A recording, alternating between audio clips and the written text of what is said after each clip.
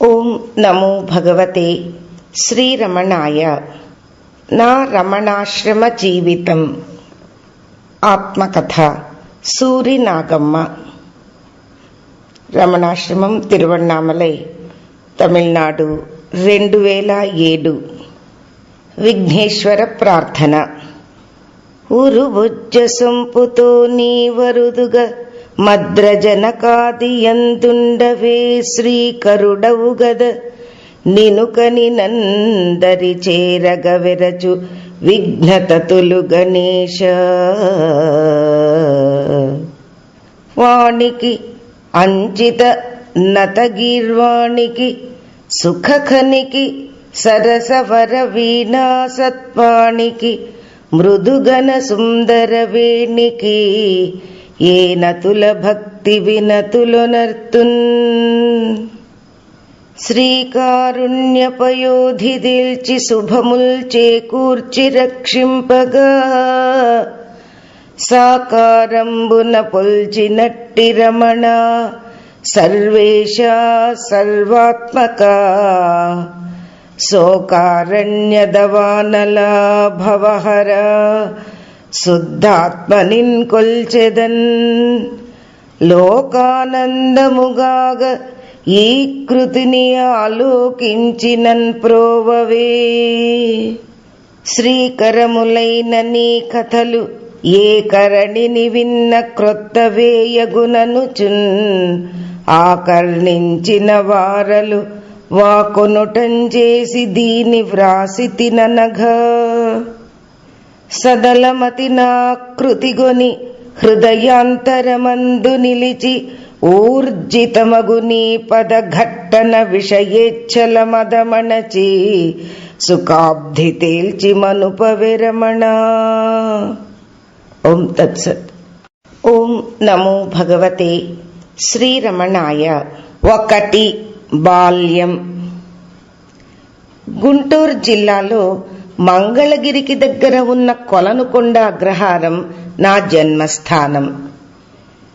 జన్మించింది ప్లవనామ సంవత్సర భాద్రపద మాసం. అది భోగేశ్వర క్షేత్రం. దోర్బల చిన వెంకట శాస్త్రి గారు నా తండ్రి, సోమిదేవమ్మ నా తల్లి. వామనమూర్తి వలె ఉండే వ్యాఘ్ర నృసింహశాస్త్రి అనేవారు నా జ్యేష్ఠ సోదరుడు. వారి వెనుక కనకదుర్గ అనే అక్క, శేషాద్రి శాస్త్రి, శోభన శాస్త్రి అనే అన్నలిద్దరూ, నేను మా తల్లిదండ్రుల సంతానం. నాకు 4 ఏండ్ల వయసులోనే తండ్రి, 10 ఏండ్ల వయసులోనే తల్లి స్వర్గస్థులైనారు. నా వయస్సు 11 దాటకుండా ఏలూరు వాస్తవ్యులు సూరి రామావధాన్లు గారి ప్రథమ పుత్రునికిచ్చి పెళ్లి చేశారు. సునీతి మొదలైన స్త్రీలంతా పతి సేవ వల్లనే తరించారు కదా అని నేను అదే విధంగా కాలం గడుపుతాము అనుకుంటే 12వ ఏడు దాటగానే ఆ భర్త కూడా ఆజన్మ బ్రహ్మచర్యం నాకిచ్చి స్వర్గస్థులైనారు. తెలిసి తెలియని వయస్సైనా వెంటనే వచ్చిన ఈ కష్ట పరంపరల వల్ల నా హృదయం పగిలినట్లయింది. హృదయ విదారకమైన చింతతో దాదాపు 3 ఏండ్ల వరకు మా తండ్రి గారి పెద్ద భవనంలో ఒక్క గదిలోనే ఉండిపోయాను. తగిన ఆహారం తీసుకొనకుండుట వల్ల జీర్ణకోశం దెబ్బతిన్నది. సూర్య చంద్ర రశ్మి సోకటం అపురూపమైనందువల్ల పాలిపోయి బల్లివలే చినుగుల చాపనంటుకుని చెయ్యే తలగడగా చాలా భాగం శయనించే ఉండేదాన్ని. ఎవరు వచ్చినా ఏడుపే. అల్లా కొన్ని నెలలు గడిచినాయి. పూర్వజన్మ సుకృతం వల్లనో ఏమో నాకు బుద్ధి తెలిసిన దాదిగా ఎవరైనా ఉత్తమ గ్రంథాలు చదివినా, భక్తి గీతాలు పాడినా అర్ధరాత్రి అపరాత్రి తెలియకుండా కూర్చుని వినడం నాకు పరిపాటిగా ఉండేది. ఆ శ్రద్ధకు అంతా సంతోషించేవాళ్లు. ఆ వినికిడి ఈ కష్టదశలో ఎంతో ఉపకరించిందన్నమాట. తల్లి, తండ్రి, భర్త, బిడ్డలు, ఇల్లు, వాకిలి ఇత్యాది ముఖ్య బంధాలన్నీ ముందే గతించినవి గనుక దైవ చింతన కన్నా వేరే గతే లేదని తోచింది. భగవత్కృప వల్ల సంసార సాగరంలో అడుగైనా పెట్టకుండా ఆ జన్మ బ్రహ్మచర్యం లభించింది కదా, అది ఎల్లాగైనా సార్థకపరుచుకోవాలి అన్న ఆరాటం నన్ను ఆవరించింది.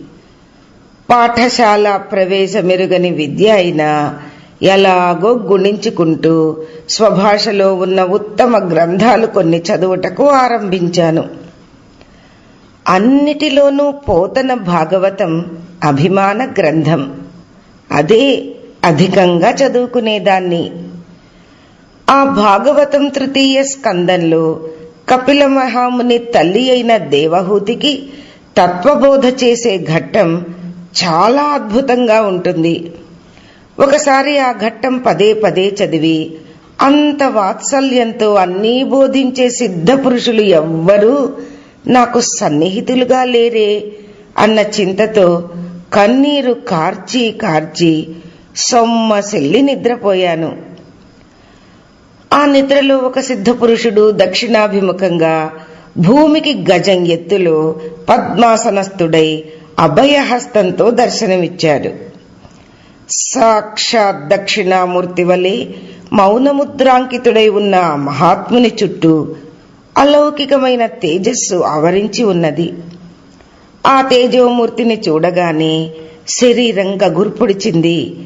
నమస్కరింతామని లేవబోయి ఉలిక్కిపడి కళ్ళు తెరిచాను. ఆ దృశ్యం కాస్త అదృశ్యమైంది. కలవరపడిన మనస్సుతో గది అంతా కలయచూచాను. ఎక్కడా ఏమీ లేదు. ఎంతో విభ్రాంతి కలిగింది. ఇది 1913 ఆ ప్రాంతంలో జరిగిన ఘట్టం. అప్పుడప్పుడు ఆ మూర్తి నా హృదయ ఫలకంలో అచ్చుగుర్దినట్లు గోచరిస్తూనే ఉండేది. గోచరించినప్పుడల్లా జాగ్రత్త ప్రపంచంలో అట్టి సిద్ధ పురుషుని సేవ లభించినట్లు వనర్పుమని సర్వేశ్వరుని ప్రార్థిస్తూ నా ఈ అనుభవం నాలోనే ఇముడ్చుకొని సమయానుసారంగా సద్గోష్ఠిని కల్పించుకుంటూ జీవసేవ దేవపూజగా భావించి అన్నల వద్దనే కాలం గడుపుతూ వచ్చాను. మా అన్న శేషాద్రి శాస్త్రి గారు విజయవాడలో వకీల్ పనికి ప్రారంభించటం వల్ల 1918లో మా మకాం అక్కడికి మారింది. అప్పుడు కృష్ణానది స్నానమని, దీపారాధనలని, దేవతా పూజనలని, ఉపవాసాలని అందరితో పాటు నేను ఆరంభించాను. పూర్వాచార పరాయణులైన పెద్దవాళ్లల్లో కొందరు సకేసినులకు ఇవి పనికిరావు అని ఆక్షేపించారు. మంత్రోపదేశం పొందుదామన్నా అదే మాట. ఈ పీడ వదిలించుకుందామని మా వాళ్లను కోరితే ఓసారి తిరుపతి యాత్రగా బయలుదేరి అన్నలిద్దరూ కుటుంబాలతో నన్ను వెంట పెట్టుకుని మద్రాస్ చేరగానే మా ముఖ్య బంధువులకు గొప్ప విపత్తు సంభవించిందని తెలిసి వెనక్కు రావలసి వచ్చింది. అంతటితో దైవ నిర్ణయం అది కాదు అని అనిపించింది. అదే కాక మొదలే ఈ కేశఖండనకు అంగీకరించని మా అన్నలు ఈ అంతరాయాల వల్ల ఆ వెనుక ఆ విషయమే తలపెట్టలేదు. ఏం చేస్తాం, ఈ నియమాలన్నీ కర్మకాండకే గాని జ్ఞానకాండకే ఏమీ లేవు అన్న పెద్దల వాక్యాలు స్మరించి కర్మకాండకు స్వస్తి చెప్పాను. అయినా సూటిపోటి మాటలు చురుక్కు చురుక్కున సూదులల్లే గుచ్చుకుంటూనే ఉండేవి. మాకు దూరపు బంధువైన కైవారపు బాలాంబ గారు అప్పుడు మంగళగిరి క్షేత్రంలో అన్నదానం చేస్తూ ఉండేది. ఆమె సత్రంలో అన్నం తినని యాత్రికులు ఎవ్వరూ ఉండరనటం అతిశయోక్తి కాదు. ఆ క్షేత్రాధిష్టాన దైవమైన పానకాల నృసింహస్వామియే ఆమెకు ఉపాసనా దైవం. ఉత్సవ సమయాలలో వండిన పదార్థానికి మించిన జనం అప్పుడప్పుడు రావడం కలదని, కార్యనిర్వాహకులంతా కలతపడుతూ ఉంటే ఆమె ఆ పదార్థ రాశి వద్ద నిలిచి టెంకాయ కొట్టి కర్పూరం వెలిగించి రాశి చుట్టూ ముమ్మారు తిరుగుతూ, నాయనా నరసింహ, ఎల్లాగురా బాబు, అంతా నీవే సరిచెయ్యాలి సుమా అని ప్రార్థించి వడ్డన ప్రారంభింపచేసేదని, చిత్రంగా పదార్థం సరిపోయేదని వింతగా చెప్పుకునేవారు. ఏటేటా చందా నిమిత్తం ఆమె విజయవాడలో మా అన్నగారింటికి వస్తూ నన్నెంతో వాత్సల్యంతో చూచి భాగవత కథలన్నీ చెబుతూ ఉండేది. ఆమె కూడా సకేసినియగు వితంతువే. ఆమెను ఒక ఆదర్శంగా తీసుకుని నేను ధైర్యాన్ని తెచ్చుకునేదాన్ని. అదే కాక కీర్తిశేషురాలైన తరిగొండ వెంగమాంబ గారి జీవితము నాకు ఆదర్శమే అయింది. ఆమె నా వలనే బాలవితంతువు అని వినికిడి. ఆమె బాలకృష్ణుని సాకార ఉపాసనతో ప్రారంభించి నిర్గుణ పరతత్వ అవధి చేరిన ఉత్తమ జ్ఞాని. ఆమె గాథలెన్నో అజ్ఞాతంగా ఉన్నాయి. ఆమె వ్రాసిన వెంకటాచల మాహాత్మ్యం, రాజయోగ సారం ఇవి సుప్రసిద్ధమై ఉన్నాయి. వాసిష్టం కూడా ద్విపద కావ్యంగా వ్రాసింది. బాలకృష్ణుని ముద్దులు పాటలుగా సనాతన స్త్రీల కంఠస్థమై ఉన్నవి. ఆమె కూడా సకేసినియే అట. తరికొండ వాస్తవ్యులలో కొందరు అది సహించక శంకర పీఠాధిపతులలో ఒకరి ద్వారా ఆజ్ఞాపత్రిక పంపగా, ఆమె నేను శ్రీవారితో మాట్లాడిన వెనుక నా ప్రశ్నకు సరి అయిన ప్రత్యుత్తరం వస్తే వారి ఆజ్ఞ శిరసా వహిస్తాను అని అన్నదట. శ్రీవారు ఆమెను చూడరు గదా. పటాంతరమున నిలిచి ప్రశ్నించుటకు ఏర్పాటు కాగా, బోడి కావలసినది ఏది, మళ్లీ మొలవనిది ఏది అని ఆమె ప్రశ్నిస్తే, శ్రీవారు ఆమె విజ్ఞానమునకు విస్మృతులై, తల్లి, లోకాచారాన్ని అనుసరించి పత్రిక పంపాంగాని నీ వంటి వారికి విధి నిషేధములు లేవు అని ప్రశంసించినారని ప్రతీతి. నేను ఇవన్నీ ఆదర్శంగా తీసుకున్నప్పటికీ తలపులు బోడులయ్యేందుకు తగిన గురువు కావాలి కదా. ఆ భాగ్యం ఎట్లా లభిస్తుందా అని ఎదురు చూస్తూ ఉండగా కవయిత్రి శ్రీమతి గుడిపూడి ఇందుమతీదేవి గారి పరిచయం లభించింది. ఆమె వద్ద కవిత్వ లక్షణం కొంచెం తెలుసుకుని మనస్సుకు ఎన్నో నీతులు బోధించుకుంటూ మానస శతకం అనే పేరుతో 108 పద్యాలు రాశాను. ఇంతలో అశక్తుడై బ్రహ్మచారిగా నా సేవ పైన ఆధారపడి ఉండే మా జ్యేష్ఠ సోదరుడు వ్యాఘ్ర నృసింహ శాస్త్రి 1923లో స్వర్గస్థులైరి. అంతటితో నాకు గల రవ్వంత బాధ్యత బంధము వీడినట్లయింది. ఇక ఈ కుటుంబాల మధ్య నలగటం ఏమాత్రం రుచించలేదు. ఏ మహనీయుని వద్దనైనా జన్మతరించగల మార్గం తెలుసుకోవాలన్న జిజ్ఞాస ప్రబలమైంది. ఎందరో మహానుభావులున్నారని విన్నా కలలో కనిపించిన సిద్ధపురుష లక్షణాలు వారెవరికీ కలవని వినపడనందున ఎవరినీ గురువుగా స్వీకరించలేదు. అవకాశం చిక్కినప్పుడల్లా విజయవాడకు అధిష్టాన దేవత అయిన కనకదుర్గను దర్శించి సద్గురువును ఒకరిని ప్రసాదింపుమని ప్రార్థిస్తూ ఉండేదాన్ని. మానస శతకం ఆ దేవికే అంకితమిచ్చాను. అందులో సద్గురుని అన్వేషణను గురించే చాలా పద్యాలున్నాయి. ఈ పద్య రచన ప్రారంభించిన కొత్తలో ఒక్కసారి శ్రీ వేలూరు శివరామశాస్త్రి గారితో నా పద్య రచనను గురించి సలహా అడిగాను. వారెంతో సంతసించి నా జీవితానికి ఈ రచన చాలా సహకరిస్తుందని, రచన భక్తిపరంగా ఉంటేనే మంచిదని చెప్పి 10 పద్యాలకు ఒక్కటి పనికి వస్తుందనే భావనతో రాస్తే బాధ ఉండదని, తొందరపడి ప్రకటించవద్దని చక్కని సలహా ఇచ్చారు. అందువల్ల నా రచన నిగూఢంగానే ఉండిపోయింది. వాసుదేవమననం, సీతారామాంజనేయం, కైవల్య నవనీతం, పంచదశి, యోగ వాసిష్టం ఇత్యాది వేదాంత గ్రంథాలు ఎన్నో చదివాను. ఎన్ని చదివినా శ్రీ గురు కృపా కటాక్షం పొందనందువల్ల అనుభూతి నందటం దుష్కరమైంది.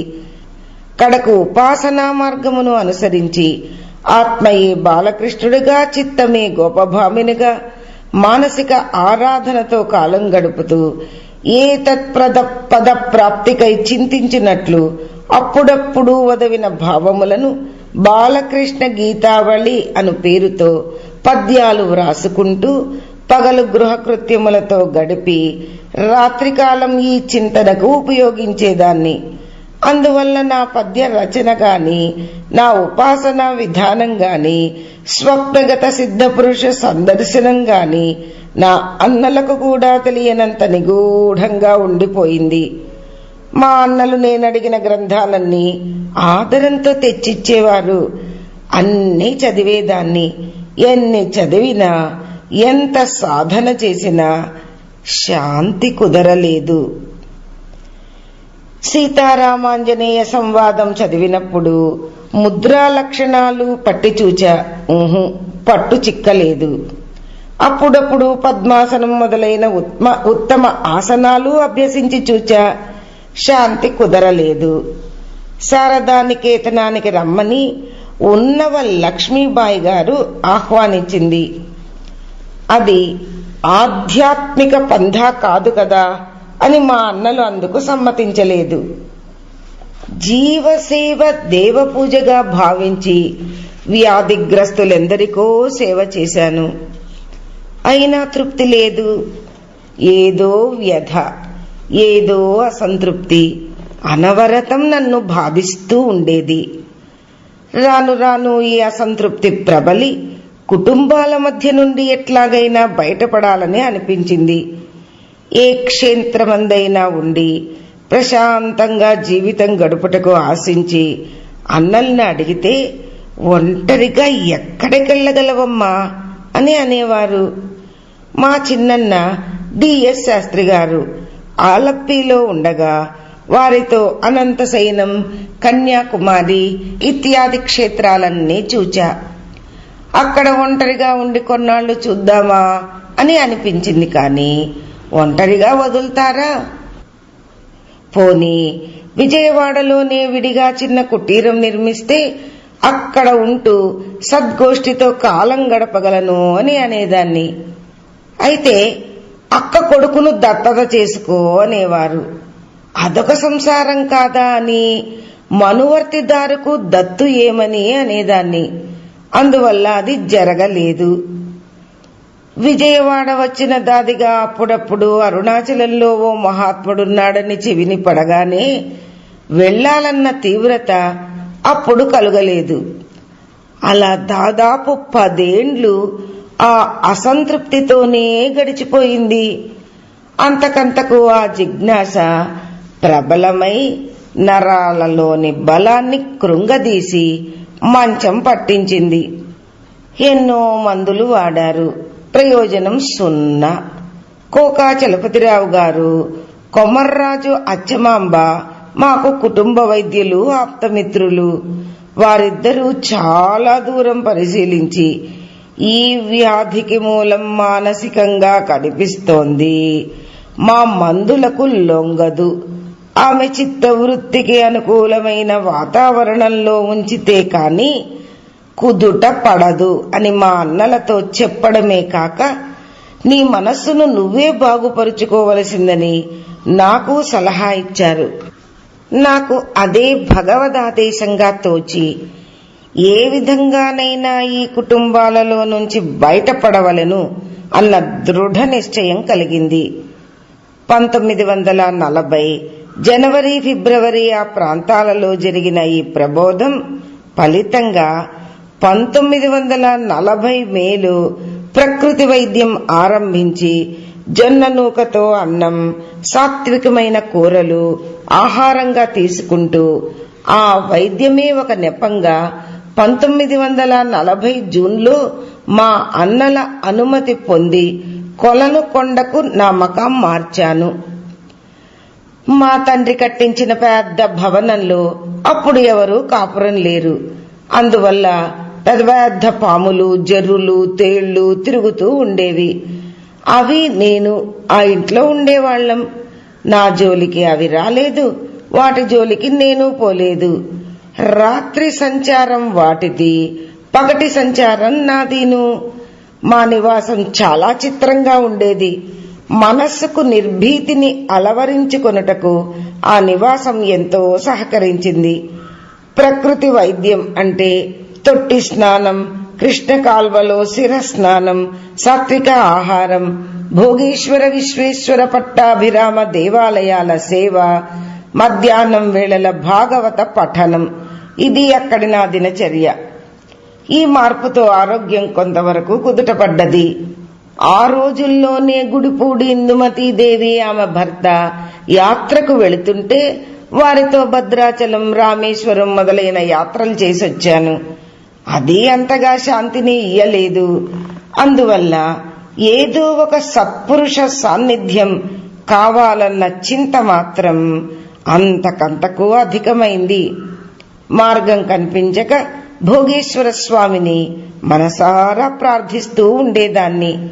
అప్పుడు మా చిన్నన్న డిఎస్ శాస్త్రి ఎర్నాకులం, కేరళలో సెంట్రల్ బ్యాంక్ లో పనిచేస్తూ ఉండేవారు. వారికి 1941లో అక్కడి నుండి అహ్మదాబాద్ బదిలీ కావటం వల్ల 1 నెల సెలవు పెట్టి కుటుంబంతో సహా అటు ఇటు తిరగటంలో అరుణాచలం వెళ్లి శ్రీ రమణ భగవాన్ని దర్శనం చేసుకునే భాగ్యం వారికి లభించింది. భగవాన్ని చూడగానే నా పూర్వపుణ్యం వల్ల నాగమ్మని ఇక్కడికి పంపితే స్థిమిత పడగలదని వారికి తోచిందట. అప్పుడక్కడ మా పెద్దండ్రి కుమార్తె దేవులపల్లి సుబ్బమ్మ గారు భర్త గతించిన దుఃఖం శమించుటకై కొన్నాళ్లుగా ఉంటున్నదట. ఆమె కూడా ఉన్నందున పర్వాలేదని తోచి అహ్మదాబాద్ వెళ్లగానే, అంటే 1941 జూన్లో శ్రీ రమణ భగవాన్ని సన్నిధికి వెళ్ళుమని నాకు పంపమని విజయవాడలో ఉన్న పెద్దన్న శేషాద్రి శాస్త్రి గారికి జాబులు వ్రాశారు. తోడెవరూ లేకుండా ఎలా పోగలవని వ్రాస్తే భగవంతుడే తోడు అని బదులొచ్చింది. ఆ చిన్నన్న గారి కుటుంబంతోనే అప్పుడప్పుడు అటు బొంబాయి, ఇటు దక్షిణాపథంలో కోయంబత్తూర్, ఎర్నాకులం వగైరా ఊళ్ళన్నీ నేను తిరగటం వల్ల హిందీ, అరవం కొద్దిగా మాట్లాడటం అలవాటైంది. అందువల్ల ఒంటరిగా వెళ్లినా పర్వాలేదని 1941 జూలైలో మా పెద్దన్న గారు తిరువణ్ణామలకు సరాసరి టికెట్ కొని విజయవాడలో రాత్రి వేళ మద్రాస్ మెయిల్ ఎక్కించారు. గూడూరులో దిగి కాట్పాడి మీదుగా విల్లిపురం వెళ్లే రైలు ఎక్కాలన్నమాట. ఓం తత్సత్. 2. నా రమణాశ్రమ యాత్ర. ఉదయాత్పూర్వమే గూడూరులో దిగి స్నానం చేసి విల్లుపురం వెళ్లే రైలు ఎక్కాను. ఆడవాళ్ల పెట్టె లేక మామూలు పెట్టెలోనే ఎక్కవలసి వచ్చింది. త్రోవలో కాళహస్తి, తిరుపతి ఉన్నవి కదా. ఆ క్షేత్రాలు అది వరకు చూడనందువల్ల చూద్దామా అని అనిపించింది. సరాసరి టికెట్ ఉందే ఎల్లాగా అని ఒకరిద్దరితో యోచిస్తూ ఉండగా కాళహస్తి సమీపించింది. అప్పుడు ఒక ఉన్నతోద్యోగిగా కనిపించే బ్రాహ్మణుడు, అమ్మా, మీ టికెట్టుకు తోవలో 3 రోజులు ఆగవచ్చు. ఇప్పుడు 9 గంటలు కావచ్చింది. ఇక్కడ దిగి ఆవులమ్మ హోటల్కు వెళితే ఆమె గదిస్తుంది. సామాన్ భద్రపరుచుకుని సువర్ణముఖిలో స్నానం చేసి స్వామిని సేవించుకుని వచ్చేసరికి ఆమె వంట చేసి ఉంచగలదు. భోంచేసిరవంతా విశ్రమించి 2:30 రైలు ఎక్కితే రాత్రి 8 గంటలకంతా తిరుపతి చేరగలరు. 2 రోజులలో ఆ యాత్ర ముగించుకుని అరుణాచలం చేరుకోవచ్చు అన్నాడు. అయితే దిగుదునా అంటూ ఉండగానే స్టేషన్ వచ్చింది. నాకన్నా ముందు ఆయనే దిగి నా సామాన్ అందుకుని బండి కుదిర్చి ఆవులమ్మ హోటల్లో దింపుమని బండివాడితో చెప్పి ఎట్లో వెళ్లిపోయాడు. ఆహా, ఇది గదా దైవ సహాయం అనుకుని ఆయన చెప్పినట్లే కాళహస్తీశ్వర్ని సేవించుకుని 2:30 రైలెక్కి రాత్రి 8 గంటలకు దిగువ తిరుపతి చేరుకున్నాను. అక్కడ దేవస్థానం కమిషనర్ చాగంటి సాంబశివరావు గారి భార్య అన్నపూర్ణమ్మకు నాకు కొద్ది పరిచయం ఉండడం వల్ల వారి ఇంటనే బస చేసి వారి సహాయంతోనే కొండపైకెళ్లి అధికారుల బంధుత్వ మర్యాదతో శ్రీ వెంకటేశ్వర స్వామిని సేవించి గోగర్భం, ఆకాశగంగా ఇత్యాదులన్నీ చూచి రెండవ రోజున కొండ దిగి శ్రీ అలిమేలుమంగ వరదరాజుల దర్శనం చేసుకుని మూడవ నాటి మధ్యాహ్నం 12 గంటలకు అరుణాచలం మీదుగా వెళ్లే విల్లిపురం ప్యాసింజర్ ఎక్కాను. తీర్థయాత్ర చేసుకున్న వెనుకనే శ్రీ గురు దర్శనం చెయ్యాలన్న విధి విధానం ఈ విధంగా తీరిందన్నమాట. నేనెక్కిన రైలు 4 గంటలకు కాట్పాడి చేరవలసినదల్లా 5 గంటలకు చేరింది. 4:30కు అక్కడ మారవలసిన రైలు ఈ ఆలస్యం వల్ల దాటిపోయింది. తిరిగి 6:30కు గాని రైలు లేదు. అది అరుణాచలం చేరేసరికి 8:30 అవుతుందన్నారు. సరే, ఏం చేస్తామని స్టేషన్లో కూర్చుని ఆ రైలు రాగానే ఆడవాళ్ల పెట్టెలో ఎక్కాను. సూర్యాస్తమయం అయితే ఆశ్రమంలో ఆడవాళ్లు ఉండరాదని అది వరకే విని ఉన్నా. రైల్లోనూ ఆ మాటే అన్నారు. సుబ్బమ్మ అక్కగారి చిరునామా కూడా తెచ్చుకోలేదే.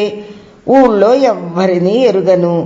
రాత్రి వేళ ఎక్కడికి వెళుతున్నా ఈశ్వరా అని కంగారు పడుతుంటే ఆ పెట్టెలో 2 యువతులుండి, అమ్మా కంగారు పడకండి, మేము తిరువణ్ణామలైలోనే మా బంధువుల ఇంటికి వెళ్తున్నాం.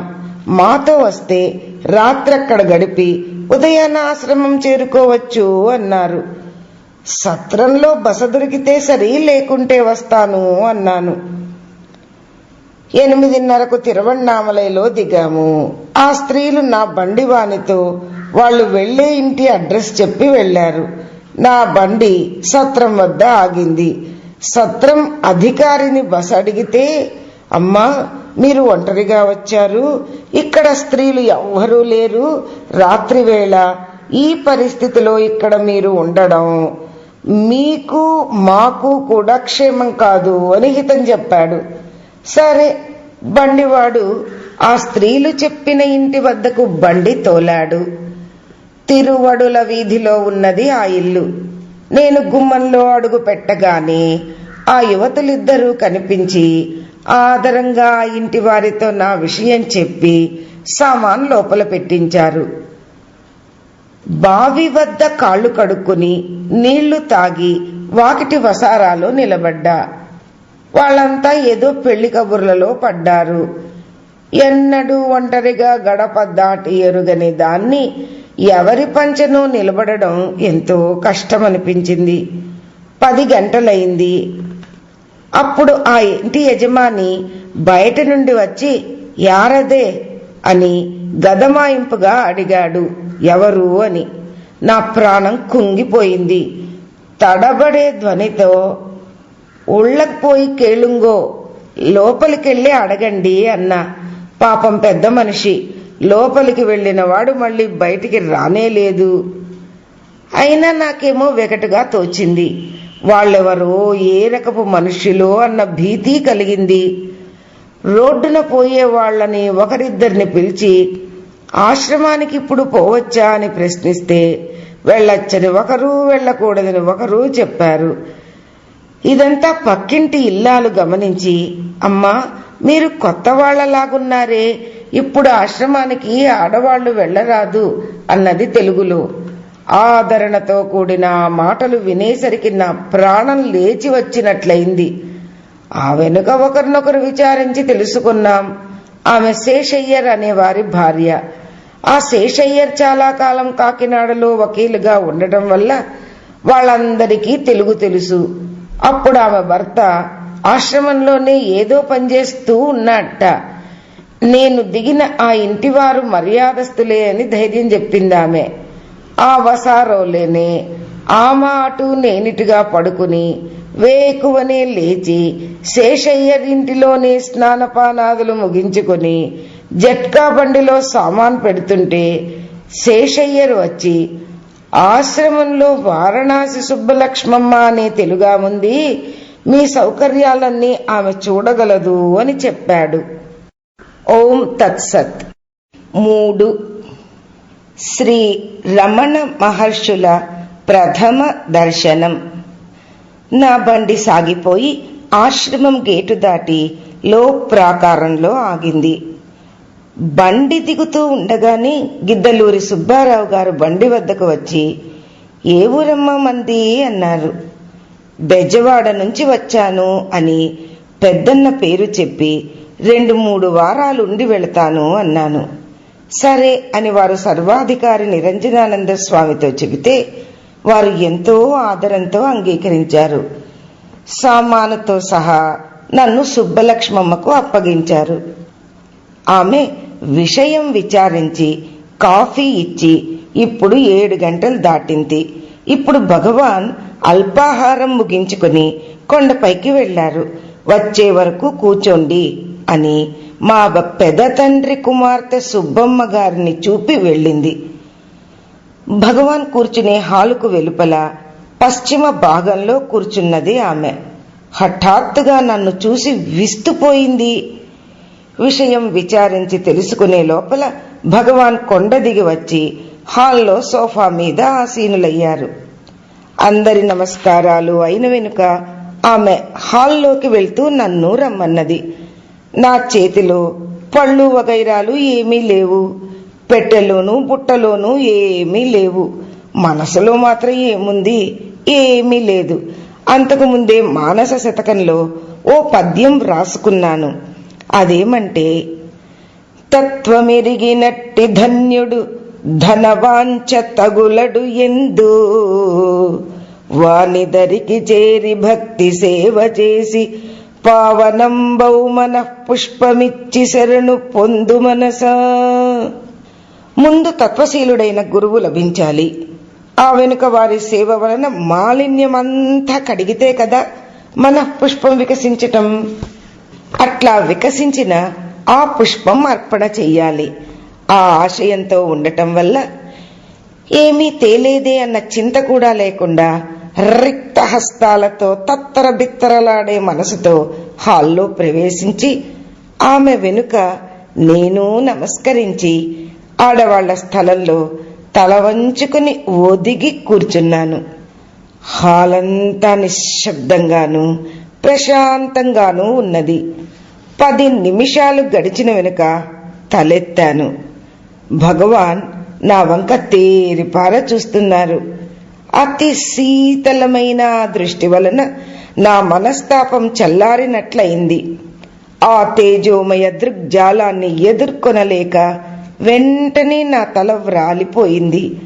ఆ మధ్యాహ్నం ఆ భావమే ఒక పద్యంగా వ్రాసుకున్నాను.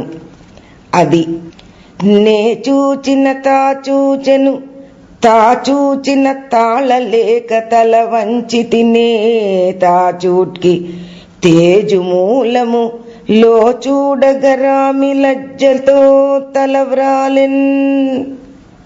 ఆ తరువాత ఈ పద్యం భగవాన్ చూపును గురించి వ్రాసిన తారాపథంలో చేర్చాను. ఈ సంఘటన జరిగిన వెనుక మరి తల ఎత్తనే లేదు. 9:30కు భగవాన్ బయటకు వెళ్లారు. అప్పుడు మేమంతా హాల్ వెలుపలకు వచ్చాం.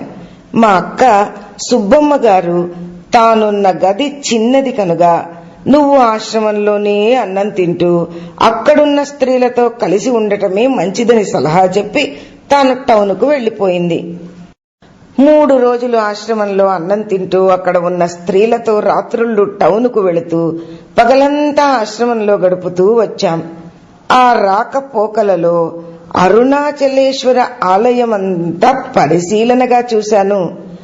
ఆ వెనుక ఆశ్రమంలో జొన్నన్నం విడిగా వండుకునే వీలు లేక, అక్కడి ఆహారం ఒంటికి సరిపడక టౌన్లో ఒక్క గది అద్దెకు తీసుకుని మకాం అక్కడికి మార్చాను.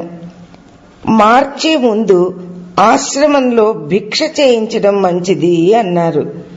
ఆ రోజుల్లో నిరంజనానంద స్వాములు ఎంతో ఆదరంగా 5 రూపాయలతో అందరికీ భిక్ష చేయించేవారు. భగవానుకు మాత్రం కౌపీనం పైతుండు వేరే తెప్పించిస్తే మంచిది అని సుబ్బలక్ష్మమ్మ సలహా ఇచ్చింది. అది తెచ్చింది కుంజుస్వామి. పుచ్చుకుని భగవాన్కు ఇచ్చింది మాధవస్వామి. వారిద్దరూ మలయాళీలే. వారిద్దరితోనూ అప్పుడే పరిచయం కలిగింది. భిక్ష జరిగిన వెంటనే మకాం మార్చాను.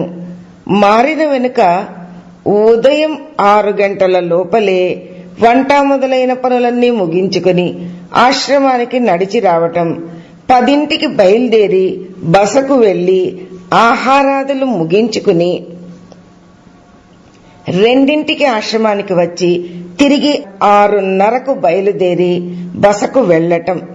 ఇది దినచర్య. 10 రోజులు గడిచినవి.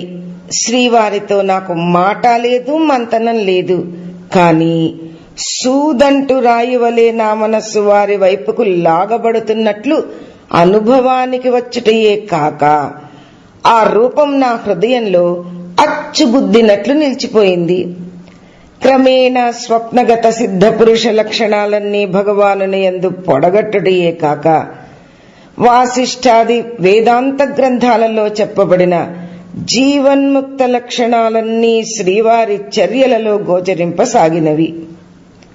ఆశ్రమ కార్యములన్నిటికీ తామే ఆశ్రయభూతులయ్యు వేటికి అంటక తామరాకుపై ఉన్న నీటి బిందువు వలె విరాజిల్లుతూ ఉన్న ఆ జ్ఞాన భాస్కరుని చూడగా చూడగా నా జ్ఞానాంధకారాన్ని పటాపంచలు చెయ్యగల శ్రీగురుడు ఇతడే అన్న దృఢ నిశ్చయం కలిగి శరణాగతి చెందుట సంప్రదాయ సిద్ధం అని తోచింది. మాటలతో చెప్పేందుకు ధైర్యమా చాలలేదు. ఓం తత్సత్. 4. శరణాగతి. భగవాన్ తెలుగు వారితో తెలుగే మాట్లాడతారని లోగడనే విన్నాను. నేనున్న 10 రోజులలో తెలుగు వ్రాయడము చదవడము కూడా తెలుసును అని తేలింది. కొందరు భక్తులు ఏదో వ్రాసి శ్రీవారికి అందియడమును చూచాను. వారంతా పండితులు కారు, సామాన్యులే. అందులో కొందరు స్త్రీలు కూడా ఉన్నారు. అందువల్ల పర్వాలేదు అని శరణాగతి పద్యాలు 8 వ్రాసి ఆ కాగితం శ్రీవారికి ఇటకు జంకి వారు బయటకు వెళ్లినప్పుడు సమీపవర్తిగా ఉన్న మాధవస్వామికి ఇచ్చి బయటికి వచ్చాను. భగవాన్ తిరిగి వచ్చి కూర్చున్న వెనుక మాధవస్వామి ఆ కాగితం ఇస్తే సావధానంగా చూచి మాధవస్వామితో, ఏమోయ్, ఆమె పేరు నాగమ్మట, ఇవి శరణాగతి పద్యాలు, పుస్తకంలో అంటించు అని ఆ కాగితం ఇస్తే స్తోత్రాలన్నీ అంటించిన పెద్ద బైండ్ పుస్తకంలో అంటిస్తూ, రామస్వామి అయ్యరు శరణాగతి వ్రాశారు కదా అన్నారు మాధవస్వామి. అవునవును, వారు పాటగా వ్రాస్తే ఈమె పద్యాలు వ్రాసింది అన్నారు భగవాన్. నాకెంతో సంతృప్తి కలిగింది. భగవాన్ సన్నిధిలో గొప్ప గొప్ప పండితులుంటారు కాబోలు, మనము మన చదువు మన కవిత్వము ఏం పనికి రాగలవు అని అనుకున్న నాకు కొంచెం ధైర్యం కూడా వచ్చింది. మరి 4 రోజులకు ఆశ్రమం మహర్షి అనే శీర్షికతో 3 పద్యాలు వ్రాసి వెనుకటి వలె శ్రీవారికి అందించాను. భగవాన్ అప్పుడు ఏం చెప్పలేదు.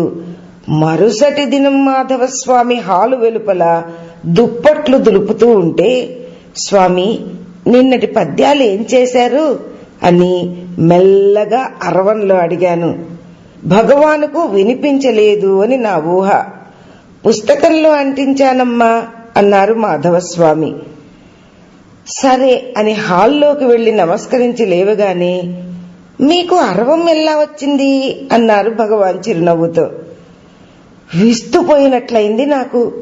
గుక్క తిప్పుకుని, మా చిన్నన్న గారు సెంట్రల్ బ్యాంక్ లో పనిచేస్తున్నారు. వారు కోయంబత్తూర్, ఎర్నాకులం, అలప్పి అంతటా తిరుగుతూ ఉంటే వారి కుటుంబంతో నేను అప్పుడప్పుడు తిరగటం వల్ల మాట్లాడటం వచ్చింది అన్నాను. అదే శ్రీ భగవానునితో నాకు జరిగిన ప్రథమ సంభాషణ. భగవాన్ సన్నిధిలో నా వంటి అల్పజీవికి ఆశ్రయం లభింపగలదా అన్న తలపోతలతో ఉన్న నన్ను తాముగా పలకరించి మాట్లాడిన ఈ సంభాషణ వల్ల బ్రహ్మానంద సముద్రంలో మునిగినట్లయింది నాకు. ఎల్లాగో తమాయించుకుని యథాస్థానంలో కూచున్నాను. ఐహికంలో అనురాగమున బంధించే ముఖ్య ప్రేమాస్పదులు అంటే తల్లి, తండ్రి, భర్త, బిడ్డలు అతి బాల్యంలోనే అంతరించటం వల్ల ఆధ్యాత్మిక జీవితానికి అవలంబన చిక్కనందువల్ల దారం తెగిన గాలిపటం వలె అల్లాడుతూ ఉన్న నా మనస్సు శ్రీ భగవానుని అలౌకికమైన కృపావీక్షణమనే పాశంలో చిక్కి చల్ల చల్లగా లాగబడుతూ శ్రీవారి పాద పద్మములందు బంధింపబడుతున్నట్లు స్ఫురింప ఆరంభించింది. అబ్బా! అంతటితో నా తలనున్న భారం దింపినట్లయింది. అప్పటికి ఆశ్రమానికి వచ్చి 3 వారాలు గడిచినవి. ఈ 3 వారాలలో భగవాన్ వద్ద భక్తులకుండే స్వతంత్రము, వారడిగే ప్రశ్నలు, భగవానిచ్చే ప్రత్యుత్తరాలు విన్న కొద్దీ జన్మ తరింపచేయగల శ్రీగురుడు ఇతడే అన్న విశ్వాసం కుదిరి ఇక్కడే స్థిర నివాసం ఏర్పరుచుకుని అనన్య శరణాగతి చెందవలన దృఢ నిశ్చయం కలిగింది. గీత 9వ అధ్యాయం 22వ శ్లోకంలో అనన్యాశ్చింతయంతో మాం ఏ జనాః పర్యుపాసతే తేషాం నిత్యాభియుక్తానాం యోగక్షేమం వహామ్యహం అని కదా చెప్పారు. ముందు మనం అనన్య చింతతో సేవిస్తే కదా వెనుక వారు మన యోగక్షేమాలు నెత్తిన వేసుకోవడం. అందువల్ల అనన్య చింతతో శ్రీగురు సన్నిధిని సేవ చేద్దామని తోచింది. విజయవాడలో పెద్ద వదిన గారికి ప్రసవ సమయం సమీపించింది. పురిటి వేళకు తిరిగి రాగలనని చెప్పొచ్చానే. తెచ్చిన జొన్న నూక వగైరా సామాగ్రి అయిపోయింది.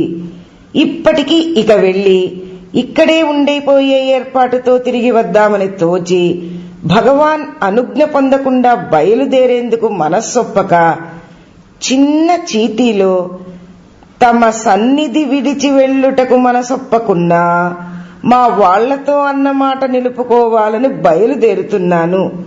త్వరలో తిరిగి వచ్చినట్లు అనుగ్రహింపవేడెదను అని వ్రాసి శ్రీవారి చేతికే అందించాను. సరే అన్నట్లు తల ఊపి ఆ కాగితం మడిచి షెల్ఫ్ లో పెట్టారు భగవాన్. ఓం తత్సత్. 5 అంతా రమణమయం.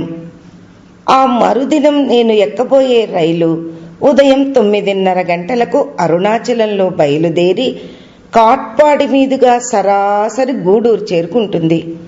నేను ఉదయానంతరం టౌన్లో గది ఖాళీ చేసి ఆశ్రమానికి వచ్చాను. భగవాన్ అల్పాహారం ముగించుకుని కొండకు వెళ్లి వచ్చి హాల్లో ప్రశాంతంగా కూర్చుని ఉన్నారు. సామానంతా బండిలోనే ఉంచి భగవాన్ వద్దకు వచ్చి నమస్కరించి లేచి చేతులు నలుపుకుంటూ నిలిచాను. భగవాన్ తేరిపార చూశారు. ఆహా, ఎంత చల్లని చూపో! ఆపాదమస్తకం శీతలమైంది నాకు. దాదాపు ఒక పుష్కరంగా శ్రీ గురు సేవకై తపిస్తూ ఉన్న నాకు భగవద్ అనుగ్రహ విశేషం వల్ల అన్నల ఆదేశానుసారం లభించిన ఈ పెన్నిధిని విడిచి వెళ్లడం ఎంత వెర్రితనమా అని అనిపించింది నాకు. కదలలేకపోయాను. బయట నిలబడ్డ బండివాడు అమ్మా టైం అయింది అన్నాడు. పోయి వస్తాను అనేందుకు మాట పెగలక తల ఊపాను. నా అవస్థ భగవాన్ గ్రహించి అంటూ సెలవు చిహ్నంగా తల ఊపారు. కాళ్ళు కదపగానే కళ్ళ వెంట నీరు బొటబొటా కారింది. గడప దాటగానే మా అక్క సుబ్బమ్మ, వారణాసి సుబ్బలక్ష్మమ్మ త్వరలోనే రాగలవులే, విచారించకు, పోయిరా అని సాగనంపారు. హాల్లో నుంచి ఏదో ఛాయ నన్ను వెన్నంటి నడుస్తున్నట్లు తోచింది. బండి ఎక్కాను.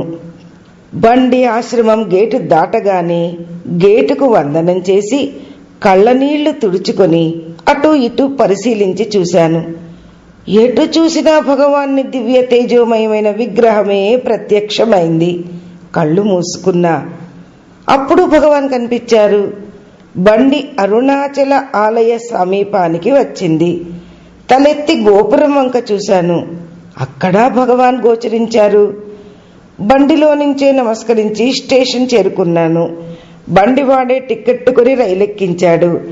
ఆడవాళ్ల పెట్టెలో అట్టే జనం లేరు. సామాన్ భద్రపరిచి కిటికీ వద్ద కూర్చుని తదేక దృష్టితో అరుణాచలం వైపే చూడసాగాను. రైలు కదిలింది. క్రమంగా దేవాలయపు గోపురాలు, అరుణగిరి శిఖరం అన్నీ అదృశ్యమైనవి. భగవానుని మూర్తి మాత్రం నా దృష్టి ఎటు తిప్పితే అటే గోచరమవుతోంది. కిటికీ నుంచి దృష్టి మరలించి పెట్టె నలువైపులా చూశాను. అంతటా భగవానుడే. రైలుతో పాటు నా దృష్టితో పాటు రమణుని రమణీయమూర్తి ఎడబాటు లేకుండా పయనించినవి. నా హృదయ ఫలకంలో భగవానుని దివ్య తేజోమయ సుందర విగ్రహం ఎంత చక్కగా ప్రతిష్ఠింపబడింది. ఆహా, ఇది కదా గురు కటాక్షం.